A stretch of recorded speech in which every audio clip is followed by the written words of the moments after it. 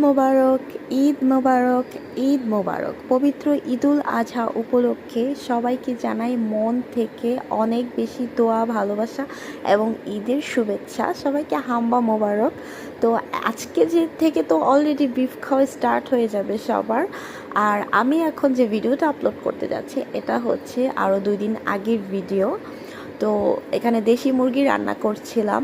আর দেশি মুরগিটা কিন্তু একটু প্রসেসিং করার ঝামেলা থাকে, লাইক অনেক টাইম নিয়ে ক্লিন করতে হয়, তারপরে কুক করতে হয় অনেক টাইম নিয়ে, কারণ এটা একটু শক্ত থাকে চামড়াটা।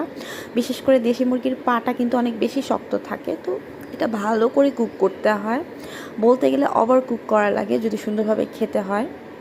আবার অনেকে আছে একটু মাংস টাইট পছন্দ করে বা শক্ত শক্ত পছন্দ করে টেনে খেতে।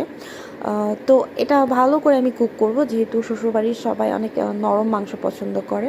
তো আমি হাড় রাখবো না, এটা অনেকক্ষণ পর্যন্ত কষানোর পরে দেখুন আমি ডালের সাথে দিয়ে দিয়েছি। আর ডালটা কিন্তু আগে থেকেই কষানো ছিল, তো জাস্ট মুরগিটার জন্য রেখে দিয়েছিলাম, এখন মুরগিটার সাথে মিক্স করে নিচ্ছি। আর এটা হচ্ছে অ্যাঙ্কর ডাল। তো অ্যাঙ্কর ডাল দিয়ে দেশি মুরগি রান্না কে কে খেয়েছেন অবশ্যই জানাবেন।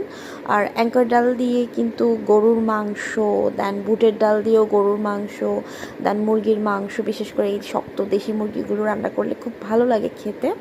যারা যারা চিকেন লাভার বা বিফ লাভার বা এক কথায় যারা মাংস পছন্দ করেন খেতে, তাদের জন্য এই রেসিপিটা আজকের।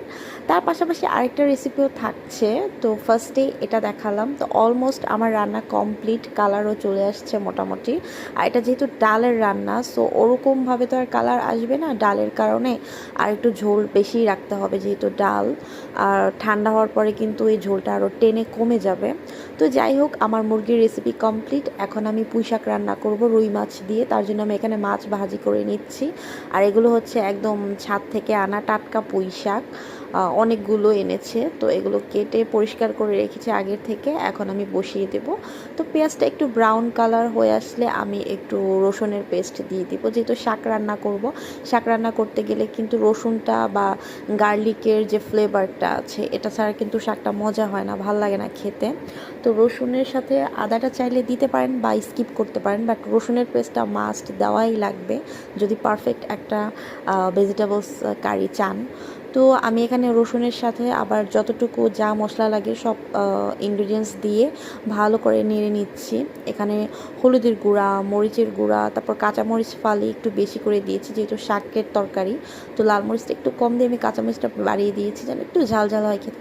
আর এই রসুনটা সেদ্ধ হয়নি, মানে এক কথা ব্ল্যান্ড হয়নি, এটা একটু আস্ত রয়ে গিয়েছিল, তো এটা আমি ফেলে দিয়েছি।